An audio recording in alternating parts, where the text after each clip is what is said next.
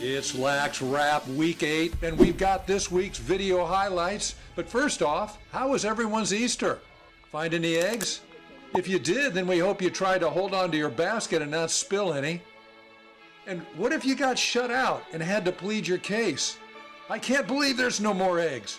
I hid 2 eggs myself. Well, don't despair, because LaxRatz is here. We've got the top teams, top plays, the chief on special teams, Lindsay on the girls' side, and a whole bunch of high school video. Don't just stand there and bobble your head now. Grab a partner. Just one partner. Now that's a hold. Is that even legal? So clear some space. It's LaxRatz.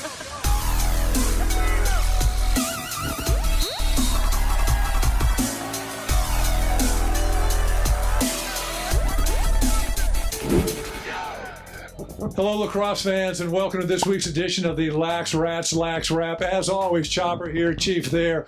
Chief, we got a lot to talk about, just about the games the last week and what that's done to the standings. Why don't you just give us a quick update on what's been going on with these teams? Yeah, I think the number one team is cemented. PV beat Loyola, as we saw. They cemented themselves as the number one team in LA, and I think, they're above and beyond. They're for real number one.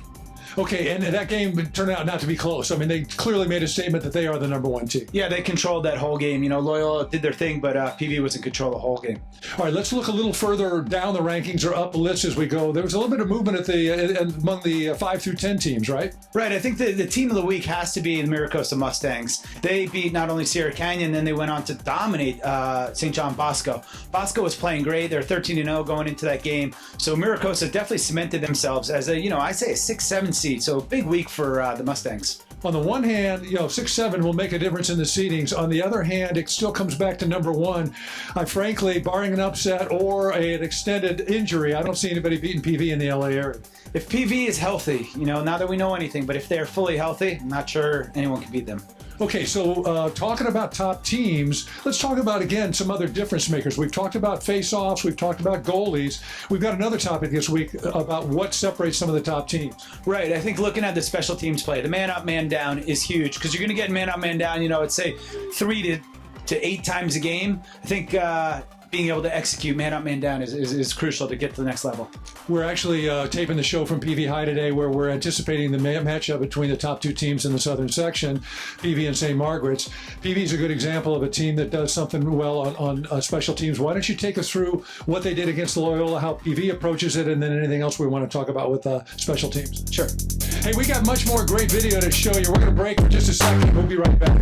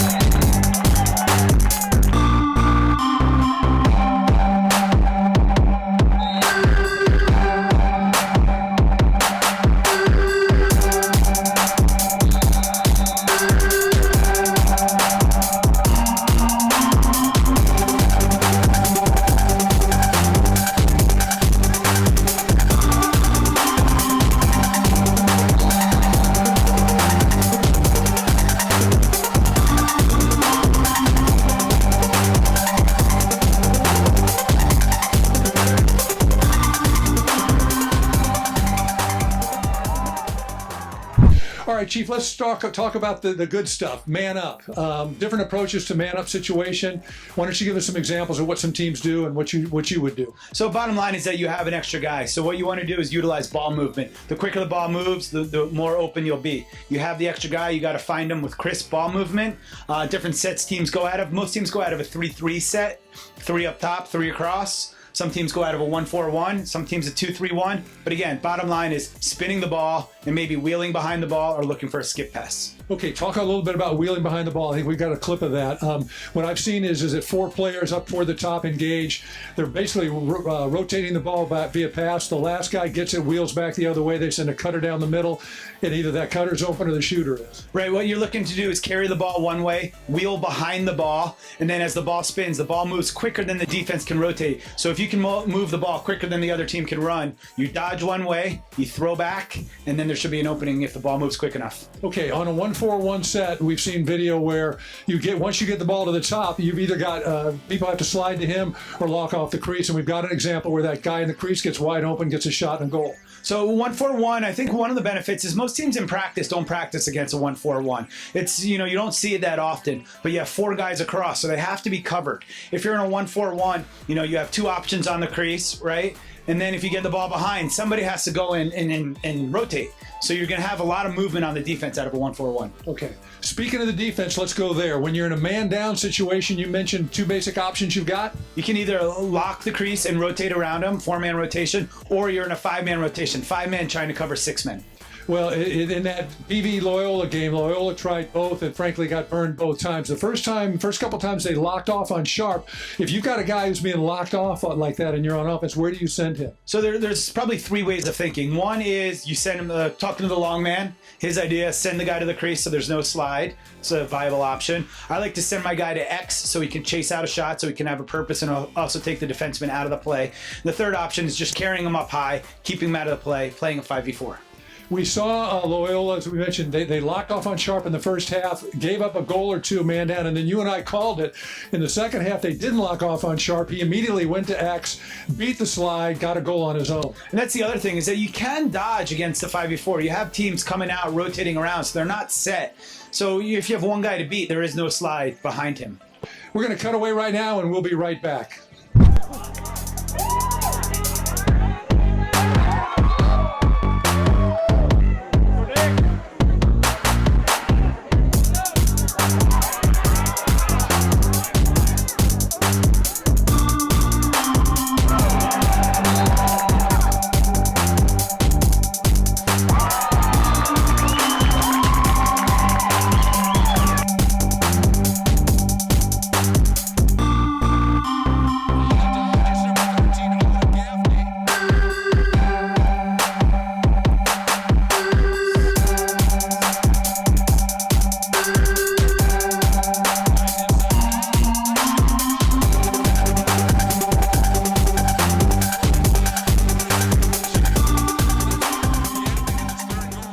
All right, Chief, pretty good wrap on special teams, and it'll be something to watch in the playoffs for sure. Right, once again to the championship level, all those things matter. We talk face-off goaltending, we talk special teams, we obviously talk depth of talent. They all matter getting to the next level.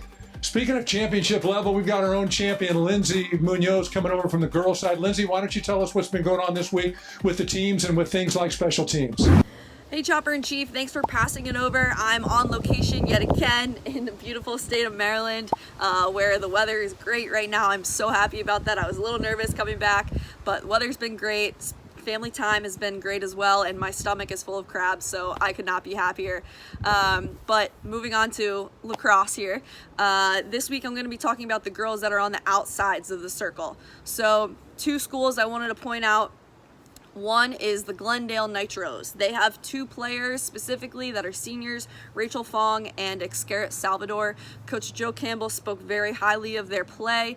Now with their quick reactions, their stick skills, and their ability to push the fast breaks for the team has been huge for their success in giving Glendale the number 4 ranking this season. The 2 other players I want to talk about are from Westlake. I couldn't help but put them in the ring here. Juniors Shelby Tilton and Kaylee Follett. They have the quick reactions and the ability to pick up the ground balls, but their one-handed grabs this season have been very impressive. And their ability to see if our draw taker gets possession, they drop right in and are able to push the fast break for us, and that's another huge piece. Sometimes it's not what you're doing with the ball, but it's what you're doing off the ball that matters just as much to help your team too. And I think that goes a long way and sometimes is overlooked. But that's all I have today. I'm very much looking forward to getting back to California and seeing what the rest of the season holds and seeing how playoffs shake out. All right, until next time, back to you, Chopper and Chief. All right, Lindsay, thanks a lot. That's an update on the girls' side. We'll get it back here to the boys' side and take a look at the top 10 plays. Hey, Chopper here to talk about watching Lax games while trying to photograph too. If you're doing both, you're probably getting poor quality photos and abiding gaps in trying to watch the game. So why not leave the photos to a professional like Todd Freshman Photography? Visit photos at LaxRatz.com and you can sit back and enjoy the game.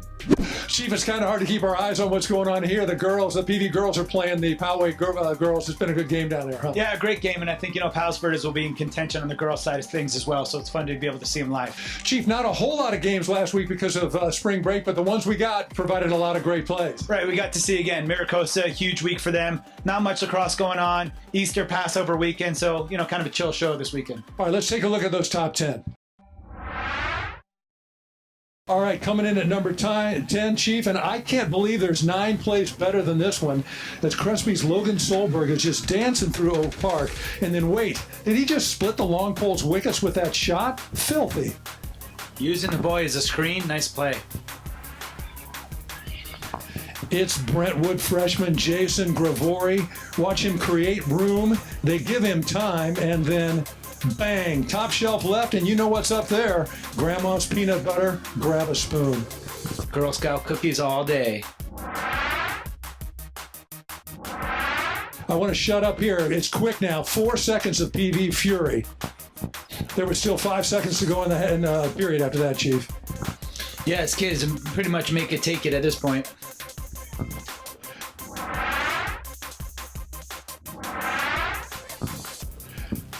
Chief, the Panthers have to be a bit tired of this. Another face-off, run it down the field and score. This time it's Redondo inflicting the pain. You got to stop ball. You got to slide with body. That's a great take from the Seahawks. More face-off magic on this one. And it's Brentwood's Lucas Brody with a clean win in the rush. The dodge, and then the deposit into the safe right past the stricken bank teller. High to low. All right, Chief, this will be familiar to you. An incredible play by your boy, Max. And the spin, the dodge, and slow it down because he's just toying with Redondo here. And then the nasty shot through the 5-hole. Don't call that kid a righty.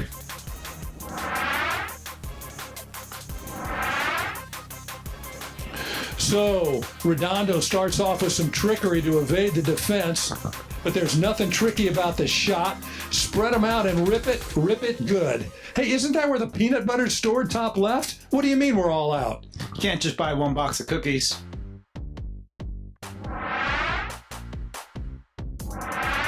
This is Palo Verde in green here, and it starts with good D and some help from the pipe. Snatch the ground ball and get it ahead. Watch the tic-tac-toe passing to find Cruz Obrist in front, but scoring isn't all glory. Eats a stiff check before shoving this one in. Team Lacrosse, love it.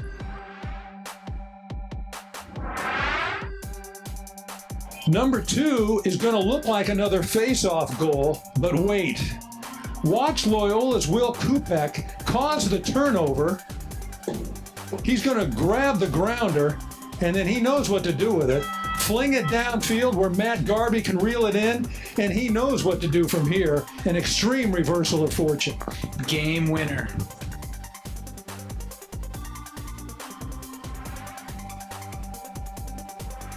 And this week's top play and the Costa Rica trip winner goes to Brad Sharp. Let's listen to the call from Chopper and Chief. Ooh, it's a nice little trail check. And Sharp has drawn another penalty flag. Oh, Chief. How about the effort there? Drew the flag, made a check and another flag, and still converted for the goal. That's Sharp unassisted. And the celly at the end. Let them know with the flow. Chief, top 10 play is always my favorite part of the game, and Flo Siden's still at it, isn't he? I hope so. I hope he's playing this week. Before we get out of here, let's talk real quickly because this Sea King St. Margaret's game is coming up in about 30 minutes. We just learned that Brad Sharp is not going to play today. Things go through the Sharp. As we said, the thing about PV is that they have so many kids that are so capable, but without their initiator, can they get it done? We'll see. This is, injuries can always be part of the game, and Sharp's injured, won't play today. We'll find out more about that next week. Hey, we got much more great video to show you. We're going to break for just a second. We'll be right back.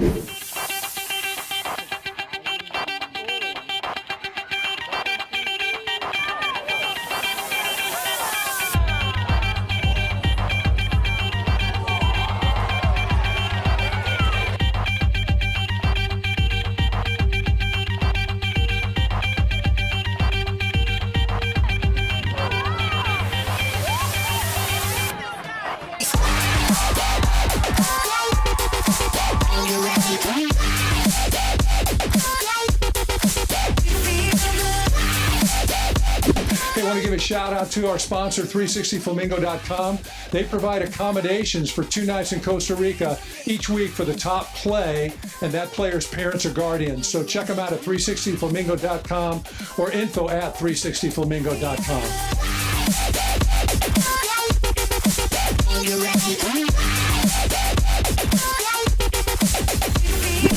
As always, be sure to follow us on social media. Chief, we've got YouTube, we've got Twitter, we've got all of them. But check us out, tag us, and be sure to tell your friends. Yeah, hashtag LaxRatz. Let's start to see some love for the LaxRatz. Hashtag LaxRatz. Well, that's going to be about a wrap for us here at LaxWrap. Chief, we'll be at this game today, big game today, and then much more coming this week. Yeah, this could be a preview of the Southern Section Final, so great to see St. Margaret's PV. Look forward to it.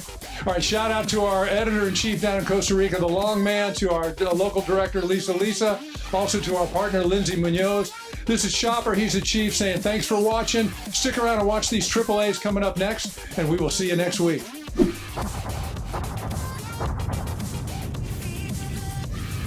Welcome to the LaxRatz High School Lacrosse Game of the Week. We're here up in the booth to watch the host Sea Kings meet the #2 rated Loyola Cubs. Chief, real quick, what do you look for at keys for the Loyola Cubs today? The bottom line is that the ocean's to my left, I'm up in the trees, 1 versus 2. This could be so much fun, Chopper.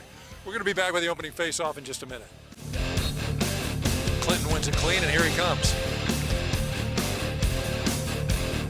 1, 2, 3, tic-tac-toe, Chief. That's just the way you throw it. Bada bing, bada bang, bada boom. That was pretty sweet.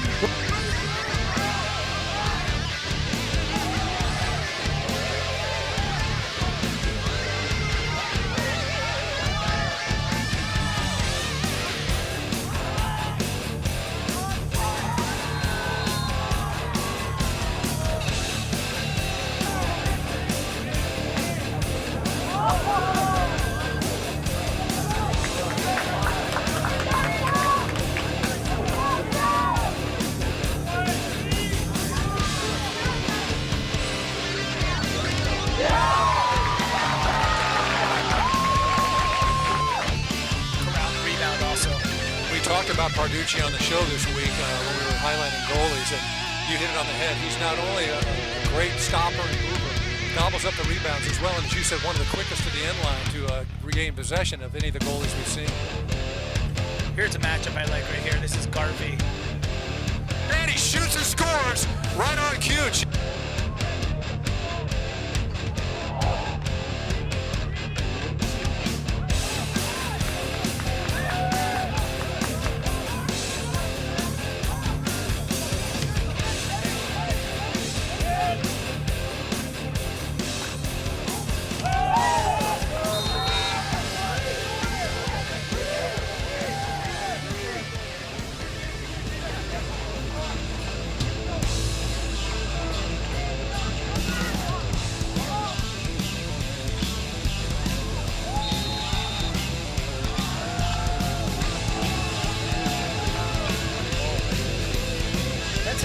A new name kind of to the roster, at least I'm not familiar with it.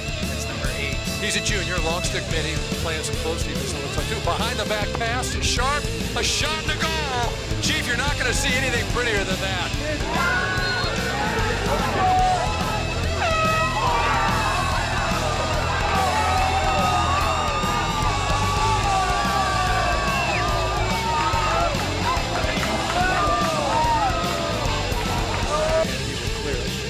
Flag is up, so we're going to have a man-up opportunity for Loyola coming up. But in the meantime, they got a chance to set up and get a shot. Oh, that was a pass, wasn't it?